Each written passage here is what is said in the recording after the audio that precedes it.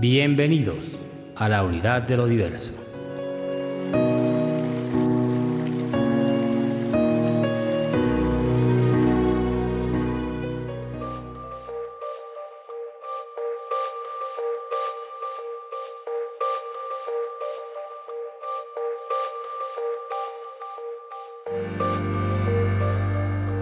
Hola amigos, mi nombre es Dalmiro Ochoa y esto es la unidad de lo diverso. Muchas culturas en todos los tiempos han pasado por momentos difíciles, sociopolítica y materialmente hablando. Situaciones adversas que se prolongan con el tiempo y que, ante la imposibilidad inmediata de solucionar dichas vicisitudes, se añora un ser que con una capacidad superior a la del común ayude a resolver todos esos problemas y les lleve a niveles superiores en todos los sentidos o les restablezca esas antiguas épocas de gloria. Pero diferentes culturas, diferentes pueblos, diferentes sociedades en problemas, todas con las necesidades de un esperado, de un añorado, de un Mesías, de un Salvador, de un avatar. Pero mi esperado es diferente a tu esperado. Mi añorado es diferente a tu añorado. O mi Mesías es diferente a tu Mesías, porque mis necesidades son diferentes a tus necesidades. Quizá porque mi cultura es diferente a tu cultura. Por ejemplo, las necesidades materiales y sociopolíticas de un pueblo del desierto son diferentes a las existentes en un pueblo costero al otro lado del mundo. Es por ello que cada pueblo a través de los tiempos ha creado su propio Mesías prototipo, acuerdo a las necesidades que les competen.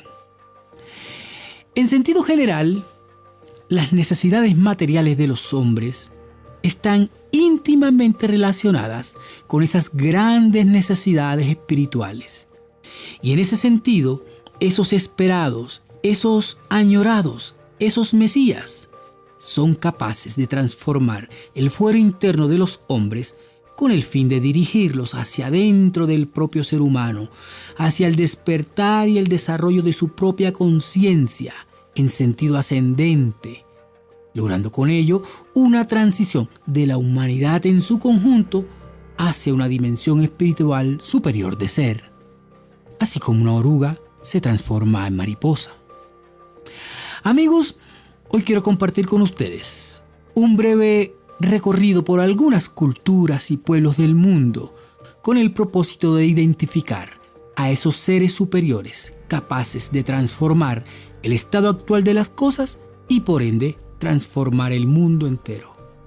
Hoy quiero hablarles de los Mesías, Salvadores y Avatares. El término Mesías significa persona en quien se confía ciegamente y a quien se espera como libertadora o redentora. Proviene del hebreo Mashiach, que significa ungido, y se refería a un rey esperado del linaje de David que liberaría a los judíos de la servidumbre extranjera y restablecería la edad dorada de Israel. Pero su equivalente en griego es Christos, ungido. Ese término griego ampliamente utilizado en las versiones de la Biblia, especialmente desde la Septuaginta y posteriormente en el Nuevo Testamento, y todo eso dio en español la forma Cristo, que unida al nombre de Jesús, que los cristianos consideran el Mesías definitivo, dio Jesucristo. En hebreo sería Yeshua HaMashiach. Y el término avatar, desde el punto de vista de las tradiciones hindúes, es la manifestación corporal de una deidad, especialmente Vishnu, aunque no únicamente. La palabra como tal proviene del sánscrito avatara, que significa descenso o encarnación de un dios. En este sentido, el hinduismo concibe al avatar como un ser divino que desciende a la tierra en forma de persona, animal o de cualquier otro tipo de cuerpo, con la finalidad de restablecer el Dharma o la ley divina y salvar al mundo del desorden y la confusión generada por los demonios. Así, la deidad Vishnu, por ejemplo, ha tenido muchos avatares y según los hindúes ha sufrido muchas encarnaciones. La idea de un Mesías, un redentor nacido de mujer pero enviado por Dios, es común a diferentes culturas. En Occidente lo solemos asociar a Jesús de Nazaret, pero también hay figuras mesiánicas en el zoroastrismo persa, en el budismo, en el hinduismo, en las religiones tradicionales de la China, el Islam, entre los pieles rojas, entre los descendientes de esclavos africanos en América, en muchos pueblos y tradiciones. Sin embargo, existen unos aspectos comunes, unos puntos en concordancia en cuanto a la misión de los mesías, de esos avatares, de esos salvadores en el mundo. Y un primer aspecto sería que todos ellos, los mesías, deben triunfar sobre la muerte. Esto implica que deben despertar o recobrar en su vida como seres humanos la conciencia eterna de su real y divino ser. O sea, significa precisamente que deben triunfar sobre la muerte. Logrando esto, buscarán guiar a la humanidad en su conjunto hacia esa misma esencia divina que compartimos todos y que se encuentra completamente por encima y más allá del reino de la muerte. Otro aspecto que deben cumplir los mesías, avatares o salvadores es que deben luchar y vencer al símbolo del mal. Esa fuerza negativa o símbolo del mal es un enemigo de los salvadores. Y no es más que la suma de los pensamientos que tienen dormido al ser humano en su conjunto y atrapado allí en esa región material de la existencia o reino de la muerte, con el consecuente olvido de su verdadera esencia divina. Y se vence despertando a la humanidad en su conjunto para que se deshipnotice lo suficiente de ese mundo material y de la poderosa atracción que experimenta hacia él, para que reoriente sus esfuerzos y busque regiones espirituales. Y un tercer aspecto, los mesías, salvadores o avatares también deben propiciar finalmente una nueva era de oro. Es decir, que una vez venzan personalmente la muerte y que venzan al símbolo del mal, deben propiciar también un periodo de tiempo ideal para la humanidad. Un tiempo donde se pueda ajustar al nuevo objetivo espiritual y que debe lograr y avanzar. Entonces, en su proceso ascendente, las almas, las personas, todos buscarán un estado de conciencia superior. Pero hay que tener en cuenta que todos los salvadores que aparecieron en siglos pasados, en todas las tradiciones espirituales del mundo, sabían que no era el momento para esa ascensión colectiva del ser humano, el fin del tiempo. Sabían también que la era de oro que ellos propiciaban en su momento sería local y temporal, para luego decaer nuevamente en concordancia con esa ley de los ciclos, en esa oscuridad e ignorancia, para posteriormente reaparecer una vez más. Otra era de oro en un futuro distante. Es por ello que prometían volver nuevamente. Pero lo que es de vital importancia comprender es que los salvadores, que esperan actualmente las diversas tradiciones espirituales del mundo, lo conciben como el último y culminante. Es decir, como un personaje que viene a realizar una restauración o redención definitiva y total, poniendo fin a la historia y logrando con ello una ascensión colectiva del ser humano, sin la necesidad de otro ciclo posterior. Y como habíamos comentado, esa idea mesiánica está presente en muchísimas tradiciones. Miraremos algunas religiones de las más antiguas a las más recientes para comprenderlas desde su propia perspectiva. En el hinduismo, por ejemplo, 6 de los 18 Puranas mayores de la literatura hindú tratan sobre Vishnu. Estos textos contienen la doctrina de los ciclos cósmicos, así como también la información relacionada con el advenimiento de Kalki Avatar, considerado la 10ª manifestación de Vishnu al final de la actual Kali Yuga, esta que estamos viviendo, o la era oscura. Esa encarnación de la conciencia divina en el mundo, quien vencerá toda oposición y toda oscuridad, será la imagen viva del hombre divino sobre la tierra, el cual vencerá a Yama, la muerte, y se enfrentará y vencerá al demonio Kali el Negro, poniendo fin con esto a la era oscura e iniciando una nueva era de oro y luz para toda la humanidad. En el judaísmo se afirma que la atmósfera que precederá la llegada del Mesías será un tiempo de guerras mundiales, revoluciones, epidemias, hambre, desolación, catástrofes mundiales, degeneración moral. Esta tradición explica que cuando llegue el Mesías en el fin de los tiempos, acabará con los enemigos de Israel y se establecerá un reino de paz. En el budismo se concibe el tiempo cíclico como el ascenso y la caída de un vastísimo periodo de tiempo en el cual la capacidad de asimilar la verdad crece y decrece en concordancia con dicho ciclo. Según algunas versiones del budismo, cuando el ciclo se encuentre en su peor momento y la humanidad se haya degenerado, matizada por la guerra, el robo, la violencia, asesinatos, mentiras, codicias, lujurias, llegará Maitreya, el amigable, el quinto y último Buda que se manifestará en este ciclo de manifestación, representando el amor universal. Enfrentará y vencerá a Hanumanda, que es el equivalente tibetano del anticristo, ministro de las fuerzas del mal, y así el mal será destruido.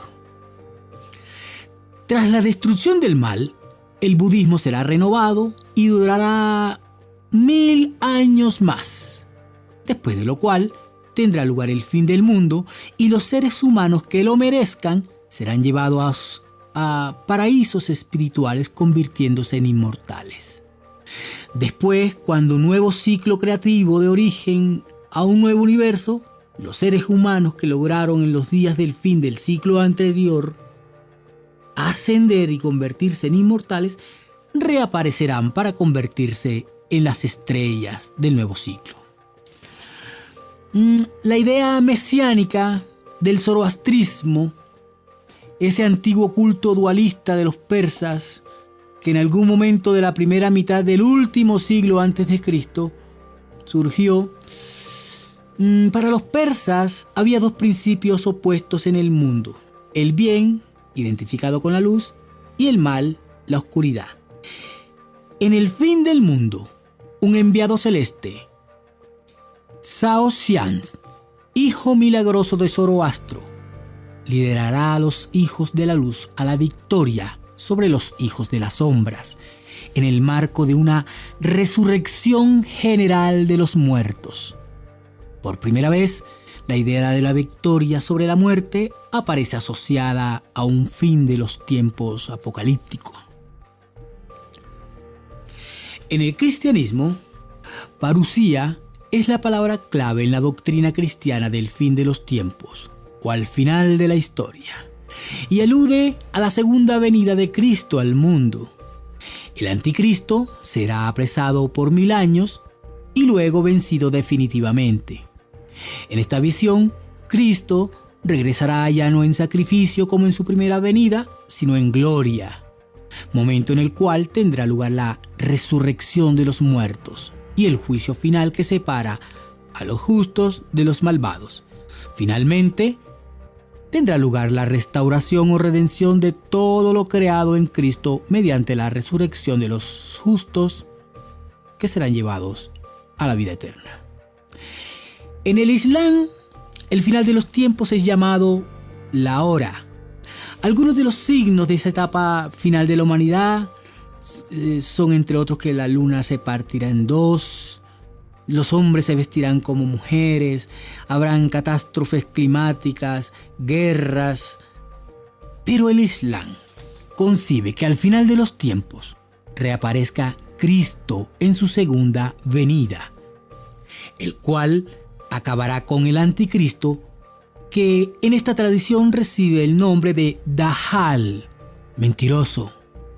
Además, los musulmanes esperan también la llegada de Mahdi, el bien guiado, un descendiente de Mohammed, de Mahoma, que aparecerá cuando el corazón de los hombres se haya endurecido y la tierra esté llena de maldad.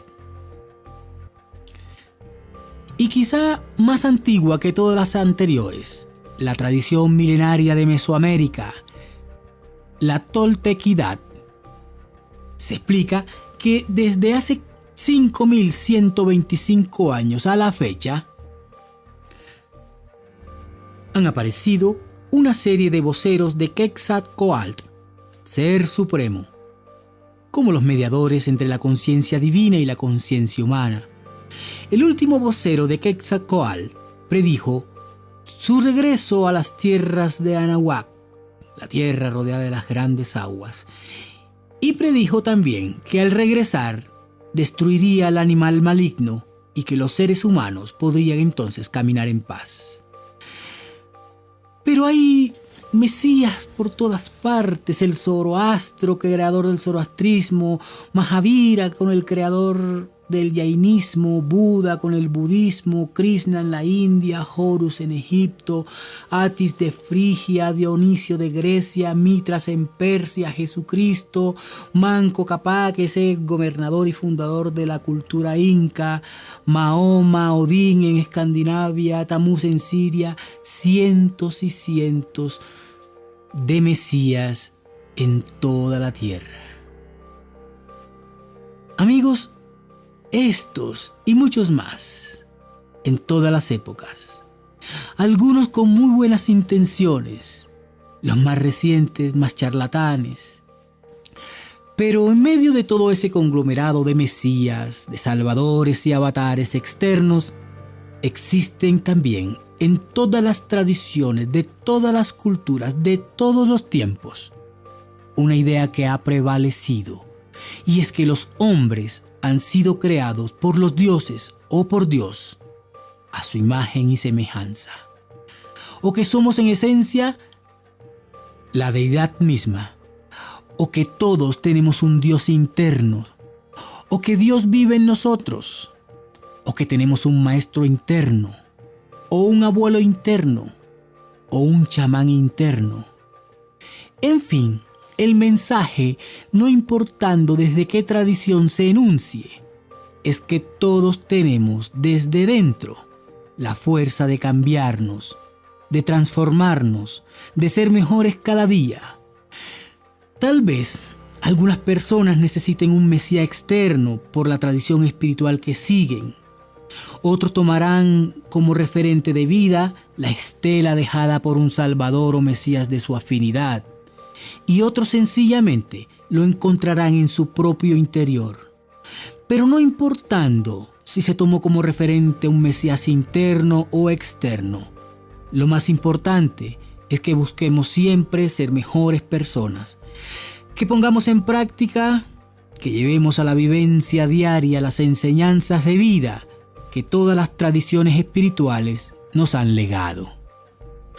Bueno, amigos, hoy quiero despedirme con una cita encontrada en el Nuevo Testamento de la Biblia cristiana, que se encuentra en el libro de Efesios capítulo 4 versículo 23, en la versión Reina Valera de 1960, comillas: y renovaos en el espíritu de vuestra mente.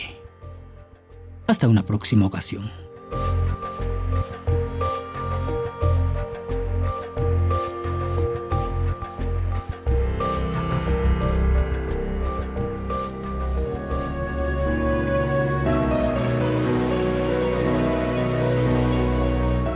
Gracias por escucharme.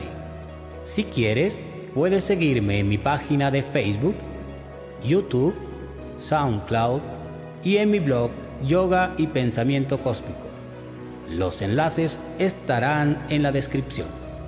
Decidan ser felices.